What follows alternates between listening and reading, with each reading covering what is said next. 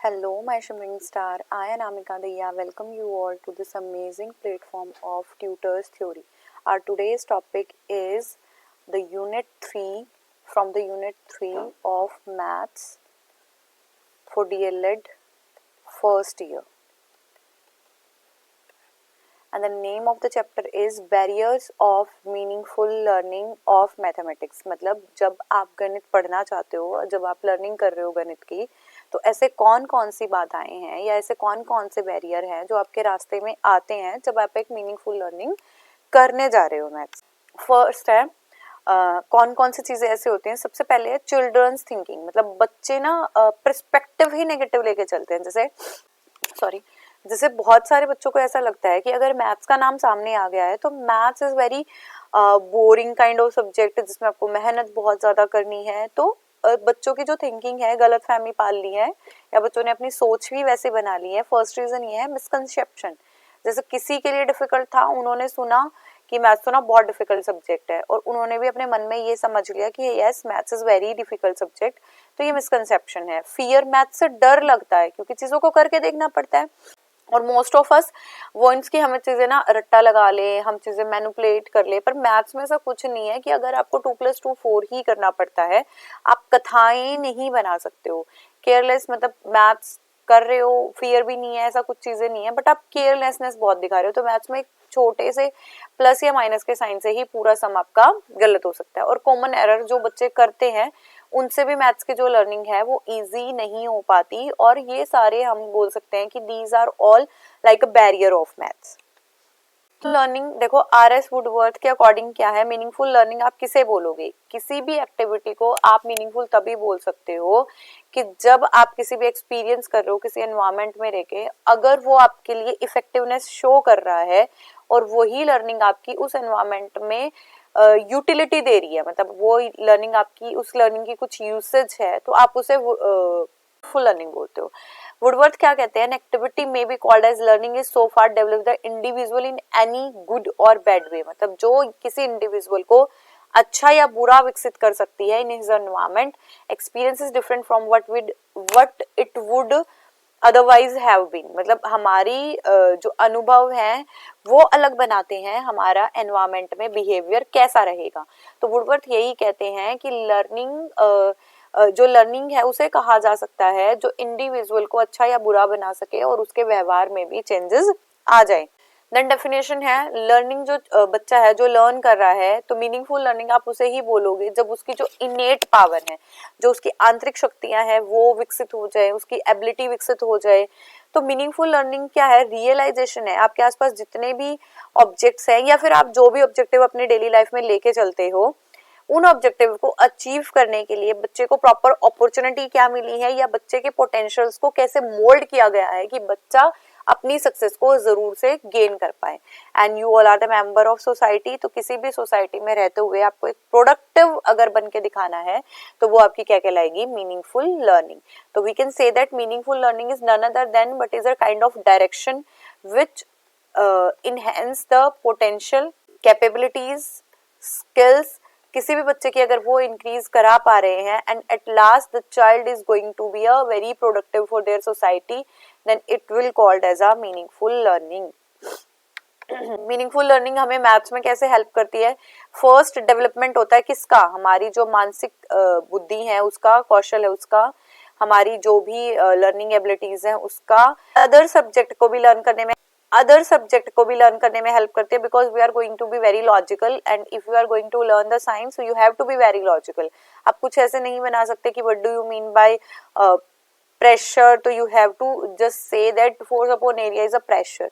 आप ऐसे नहीं बोलते एरिया अपॉन फोर्स. तो मैथ्स भी देखो वहां यूज हो रहा है. तो अदर सब्जेक्ट की लर्निंग में भी मैथ्स हेल्प कर रहा है. बिल्डिंग कराने में, मतलब बेस को बिल्ड कराने में हेल्प करता है. लाइफ एक्टिविटी सिखाने में हेल्प कर रहा है. एंड मैंने अभी कहा था कि आपको प्रिपेयर करता है कि आप यूजफुल और प्रोडक्टिव वोकेशन कैसे गेन कर सकते हो. And it helps to develop the positive attitude. मतलब आपका जो एटीट्यूड है, आपका जो व्यवहार है वो भी किसी सब्जेक्ट के लिए या सिर्फ मैथ्स के लिए भी पॉजिटिव होना चाहिए.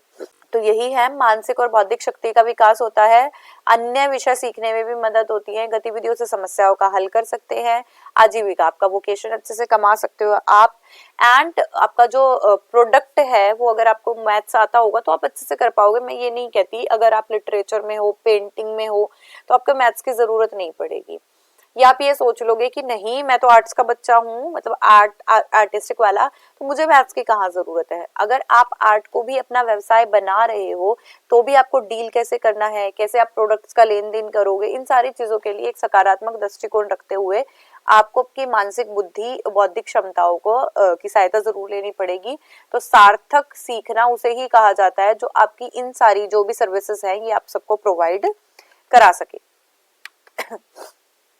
प्रिंसिपल क्या है? First of principle of motivation, you can be able to learn when you have the motivation, it may be intrinsic और आउट एक्सट्रिंसिक। या तो मोटिवेशन आपको बिल्कुल अंदर से आना चाहिए कि yes I am very good in maths और मैं मैथ्स करके दिखाऊंगी, या मैं गुड भी नहीं हूँ फिर भी मैं मैथ्स करके दिखाऊंगी, तो वो आपका मोटिवेशन है। एम, अगर आप एम अच्छे से डिसाइड कर लेते हो तो भी आप अपने कार्य तक जरूर पहुंचोगे, अपने यील्ड प्रोडक्ट तक। इंटीग्रेशन करता है थ्योरी का प्रैक्टिसेस के साथ, जैसे अदर सब्जेक्ट में हम सिर्फ थ्योरी पढ़ लेते हैं, हमने लिटरेचर पढ़ लिया, दैट्स इट, बट यहाँ पे आपने जो पढ़ा, जो समझा, उसको आप प्रैक्टिसाइज करते हो by step and principle of exercise, आपको अभ्यास तो करना ही करना है, और प्रॉब्लम सॉल्विंग एटीट्यूड आपका बढ़ता है। जैसे लाइफ में बहुत सारे प्रॉब्लम्स आते हैं, तो अगर आप मैथ्स अच्छे से करते रहते हो तो आपको डील करना भी आता रहेगा। एंड प्रिंसिपल ऑफ अप्रोप्रिएटनेस, मतलब आपको क्या पढ़ाना है, कितना सार्थक पढ़ाना है और कैसे पढ़ाना है, इन चीजों का भी ध्यान रखना है। तो फर्स्ट है प्रेरणा का सिद्धांत, और जो हमारी परिभाषा है उसका एम, मतलब उसका उद्देश्य, व्यवहार का सिद्धांत, एकीकरण, जोड़ना, अदर सब्जेक्ट को भी मैथ्स के साथ जोड़ लेना है। यहाँ व्यायाम नहीं है, यहाँ पे एक्सरसाइजेस का मतलब यहाँ पे है अभ्यास, मतलब जब एक चीज को आप बार बार रिपीट करके देख रहे होते हो। समस्या समाधान का दृष्टिकोण, शिक्षण अधिगम की पद्धति, मतलब क्या मेथड आप यूज करोगे कि आपकी लर्निंग बेटर हो जाए। Fears of maths, fears of math का क्या मतलब है? देखो, सबसे पहले जानने के लिए आपको पता होना चाहिए maths has their own language, maths के पास अपनी ओन लैंग्वेज है। मैथ्स इज एम आर पे बात नहीं करता, मैथ्स बात करता है प्लस माइनस, ये मैथ्स की ओन लैंग्वेज है, मैथ्स के अपने सिंबल्स हैं। और मैथ्स को समझने के लिए किसी भी लर्नर को अपनी प्रॉपर अटेंशन और सीरियसनेस के साथ सबसे पहले मैथ्स की लैंग्वेज को समझना पड़ेगा, देन उसके सिंबल्स को समझना पड़ेगा, एंड देन आप मैथ्स की प्रैक्टिस करते रहोगे तो आपकी लर्निंग एबिलिटीज भी बढ़ती चले जाएंगे, and you will gain surely the interest in this subject. Fear of maths को फोबिया ऑफ मैथ्स भी बोलते हैं, मैथमेटिकल फोबिया या मैथमेटिक्स फोबिया। तो ये वो स्टेट है जब you think the feeling of incompetent while understanding the mathematical concept, कि जब आप मैथ्स के सम सॉल्व कर रहे हो या किसी प्रॉब्लम से डील कर रहे हो तो आप खुद को ये सोचते हो कि मैं तो ये कार्य कर ही नहीं पाऊंगा या कर ही नहीं पाऊंगी। तो मतलब जब आप इनकॉम्पिटेंस शो करते हो या फिर आप अक्षमता शो करते हो कि नहीं मैं ये नहीं कर पाऊंगी, तो ये हमारा फियर ऑफ मैथ्स होता है। कॉजेस, सबसे पहला क्या है? Not suitable environment, not suitable home environment, आपको घर पे ही एक ऐसा अच्छा एनवायरमेंट नहीं मिला। नॉट सूटेबल एनवायरमेंट मतलब आपके मम्मी पापा हैं, आपके एल्डर सिस्टर ब्रदर हैं, वो खुद ही मैथ से डरते हैं, तो आपको एक अच्छा एनवायरमेंट मिला नहीं है, डरते हैं या आपको पढ़ाना नहीं चाहते या आपको अच्छे से सिखाते नहीं है, तो भी आप ये मान सकते हो कि आपका जो होम एनवायरमेंट था वो अच्छा नहीं था, जिसकी वजह से आपको मैथ्स का फोबिया, मैथ्स का डर जो बढ़ गया है।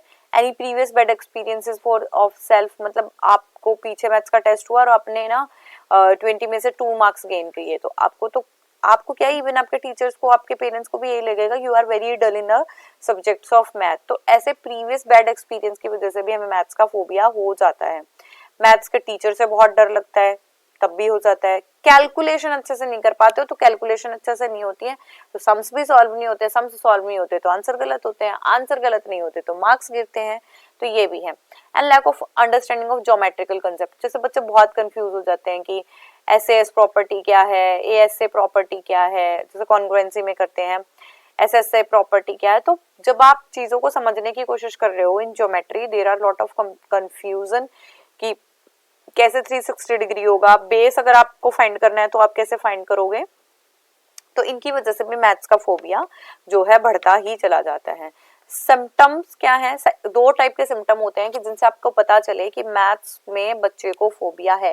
फर्स्ट है साइकोलॉजिकल, उसकी मेंटल, दिमाग से जितनी भी, मनोविज्ञान से जितनी भी चीजें जुड़ी हुई हैं वो हमारी साइकोलॉजिकल हो जाएंगी। और दूसरी होती है हमारी फिजियोलॉजिकल, ठीक है, मतलब कि हमारे शरीर के लक्षण से जुड़ी हुई। तो साइकोलॉजिकल जब आपकी बुद्धि से जुड़ी हुई है, मनोविज्ञान से जुड़ी हुई है, फिजियोलॉजिकल जब आपके शारीरिक चीजों से जुड़ी हुई है। साइकोलॉजिकल की बात करते हैं, मनोवैज्ञानिक। फर्स्ट है कंफ्यूजन। कंफ्यूजन का मतलब आपको मैंने ये चीज बताई, आपको मैंने ये चीज बताई, मान लो मैंने आपको बता दिया रेडियाई, दूसरा मैंने आपको बता दिया सरकमफ्रेंस, आप समझ ही नहीं पा रहे हो डिफरेंस, ठीक है, तो वो हमारी psychological confusion. There is a confusion between two और मोर टर्म्स, और we can say that the confusion between concept और content. Lack of confidence. Lack of confidence, आप इतने कॉन्फिडेंट ही नहीं हो कि आप खुद को भी ये बोल पाओ कि यस आई विल डू, तो भी आपको मैथ्स में साइकोलॉजिकल सिम्टम्स के तहत आपका फोबिया बढ़ता चला जाता है। देन आते हैं नेगेटिव थॉट। आप हमेशा अच्छा नहीं सोचते, हमेशा बुरा बुरा सोचते हो कि मैं तो नहीं कर पाऊंगी, ठीक है। और उसके बाद सडन मेमोरी लॉस, जैसे ही टीचर तुमसे कुछ पूछता है यू वर लाइक मुझे तो कुछ नहीं आता, जबकि आपने कितने अच्छे से पढ़ा हो, कितना भी अच्छे से काम किया हो, तो सडन मेमोरी लॉस पे, मतलब अगर आपके दिमाग में कोई ऐसी चीजें चल रही हैं जिसकी वजह से आप मैथ्स नहीं कर पा रहे हो, तो वो सारे रीजन हमारे मनोवैज्ञानिक हैं। फिजियोलॉजिकल, हार्ट बीट बढ़ जाती है एकदम से, मतलब आपको जैसे ही कोई क्वेश्चन पुट करता है आपका जो दिल है जोर जोर से धड़कने लग जाता है। मैथ्स का नाम सुनते ही स्वेटिंग होती है। नोजिया, मतलब आप ऐसा फील करते हो एंजाइटी टाइप्स। इसके बाद हेडेक हो जाता है, स्टमक डिसऑर्डर है, तो इनकी वजह से भी आपका मैथ्स का फोबिया बढ़ता है। तो हमारा यही है, भर्म, आत्मविश्वास की कमी होना, नकारात्मक ज्यादा सोचना, दिल की धड़कन बढ़ जाना, जी मिचलाना, मतलब ऐसे ऐसे सिम्टम हैं जिनसे आप पता कर सकते हैं कि मैथ्स का बच्चे को फोबिया हो चुका है।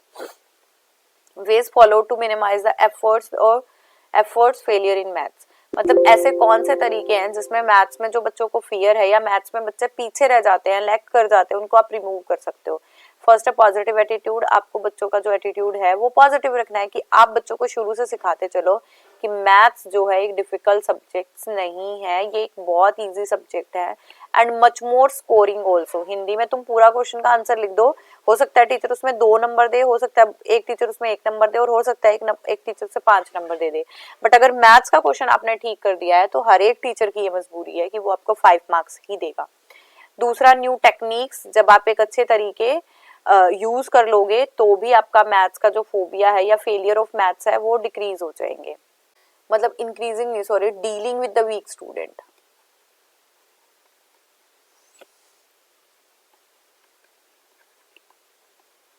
जो कमजोर बच्चे हैं उनसे डील कर लें हम, कंटेंट को सिलेक्ट रखें कि एक टाइम पे कितना पढ़ाना है, कैसे पढ़ाना है, कैसे हम बच्चों को इंटरेस्टिंग बना सकते हैं। देन कॉपरेशन बाय अदर, जैसे अगर आप घर पे गए तो फैमिली मेंबर भी तुम्हें थोड़ा सा सपोर्ट करें कि कोई नहीं तुम पढ़ो, मैथ्स हम साथ हैं, थोड़ी हेल्प कर दें, मोटिवेट करते रहें, तो इन सारे वे से हम अपने मैथ्स के डर को क्या कर सकते हैं, कम कर सकते हैं। केयरलेस मिस्टेक, ऐसी कौन कौन सी गलतियां हैं जो हम केयरलेस होके कर देते हैं जिससे हमें मैथ्स का फोबिया भी पड़ता है और मैथ्स हमें डिफिकल्ट लगना भी स्टार्ट होता है कि हमें तो, मेरे से तो ये सम्स निकल ही नहीं रहे हैं। Noting down wrong digit, sir ने बोला 23, आप लिख रहे हो 25, ठीक है। देन इसके बाद है note reading of question properly, आप ध्यान से तो क्वेश्चन पढ़ नहीं रहे, वहां पे दे रखा है L L length is twice the more than of breadth, आपने ये मान लिया, ठीक है, या आपने ये मान लिया, सॉरी ये तो ठीक है, ऐसे मान लिया तो गलत हो जाएगा। Confusion regarding operation with negative number, जो नेगेटिव नंबर है उनके को कंफ्यूजन रहता है कि अगर मैं मान लो -2 और -2 कर रहा हूँ तो मुझे 4 आंसर मिलेगा या -4 मिलेगा या फिर 8 हो जाएगा, क्या हो जाएगा। तो हमें जो क्वेश्चंस हैं वो प्रॉपर्ली ना समझ आए तब भी होता है कंफ्यूजन रहती है, सॉरी ये बता रही थी मैं नेगेटिव नंबर की, नेगेटिव नंबर्स में कंफ्यूजन रहती है, आप मिस्टेक करते हो स्टैंडर्डाइज यूनिट में कि कब इंचेस आपको कैसे सेंटीमीटर में भेजने हैं, सेंटीमीटर को मीटर कैसे बनाना है, किलोमीटर में कैसे कन्वर्ट करने हैं। तो जब ये चीजें जो हमारी स्टैंडर्डाइज हैं हम उसी में गलती करते हैं तो भी हमारी मैथ्स की जो गलतियां हैं वो बढ़ती हैं, और जैसे ही गलतियां बढ़ती हैं हमारा मैथ्स को लेकर डर भी बढ़ता ही बढ़ता है। तो इस चैप्टर में आपने देखा सबसे पहले कि मीनिंगफुल लर्निंग क्या होती है, मीनिंग हो जिसका जो आपको इफेक्टिवनेस बता सके, जिस इफेक्टिवनेस को आप अपने डेली लाइफ में यूज कर पा रहे हो, अपने एनवायरमेंट में यूज कर पा रहे हो, तो वो मीनिंगफुल हो जाएगी, because we are all the part of society. अब कैसे आपकी कौन कौन सी चीजें हैं जो डील करती हैं when you are learning something, mental हो गया, इंटेलेक्चुअल हो गया, आप अदर सब्जेक्ट में यूज कर सकते हो, मैथ्स की प्रॉब्लम को सॉल्व यूज कर सकते हो, प्रोडक्टिविटी अच्छी बढ़ती है, वोकेशन डिसाइड कर सकते हैं, और मैथ्स अदर सब्जेक्ट में भी डील करने में हेल्प करता है।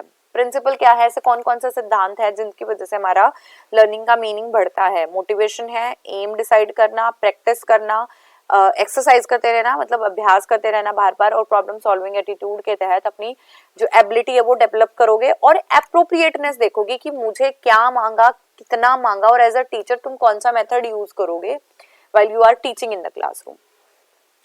फियर ऑफ मैथ्स यही है कि फियर का मतलब ये है कि some students thought the math is very much difficult subject, we are not able to deal, then it will create some kind of fear in the child, that is known as mathematic phobia. ठीक है, तो cause क्या है? अच्छा environment ना मिलना, कोई बुरे एक्सपीरियंस है, टीचर से डर लगना, कैलकुलेशन अच्छे ना कर पाओ, ज्योमेट्रिकल कॉन्सेप्ट्स को डील ना कर पाओ, नेगेटिव पॉजिटिव नंबर को डील ना कर पाओ, तो भी होता है। सिम्टम दो हैं, फिजियोलॉजिकल एंड साइकोलॉजिकल। फिजियोलॉजिकल और आर रिलेटेड विद माइंड्स, जैसे कंफ्यूजन हो गया, लैक ऑफ कॉन्फिडेंस हो गया, नेगेटिव थॉट आना, एकदम से मेमोरी लॉस हो जाना। एंड फिजियोलॉजिकल जैसे हार्ट बीट, स्वेटिंग, ये सारी चीजें हमारे फिजिकल चीजों से जुड़ी होंगी। कैसे कम कर सकते हो? सबसे पहले पॉजिटिव एटीट्यूड रखना है, नई टेक्निक्स यूज करनी है, वीक स्टूडेंट्स के साथ भी डील करनी है, कंटेंट को शॉर्टर रखना है और सिलेक्टेड रखना है कि आज मुझे यही कराना है, बच्चों के साथ कोऑपरेट करने की कोशिश करनी है। और ऐसी कौन कौन सी केयरलेस मिस्टेक्स हैं जो आप करते हो while you are teaching the maths या while you are learning the maths, तो है जो डिजिट्स हैं वही गलत कर लें, क्वेश्चंस को अच्छे से ना पढ़ें, ऑपरेशंस अच्छे से ना लगाएं, और जो जितनी भी स्टैंडर्डाइज टेस्ट हैं उन्हें अच्छे से ना यूज कर पाओ। So it's all about the 3.5 the meaningful learning. I think you all are well aware with the meaningful learning. Maths phobia, symptoms या reasons and safety, किनको आपको रिमूव भी कैसे करते हैं। ठीक है, आई थिंक आप सब अवेयर हैं। अगर आपको कोई भी कंफ्यूजन है तो आप वीडियो को रिपीट भी करके देख सकते हो। अगर स्पीड से कोई कंफ्यूजन है तो आपके पास यूट्यूब चैनल पे एक ऑप्शन होता है, यू कैन इंक्रीज और डिक्रीज द स्पीड, देन आप वहां से भी उसको इंक्रीज या डिक्रीज कर सकते हो। नेक्स्ट बात ये है कि अगर फिर भी आपको कोई कंफ्यूजन रह जाता है, then you can comment on the video and I will surely reply. Bye bye. Thank you. Keep going, keep growing, and keep learning, my dear students. Bye bye.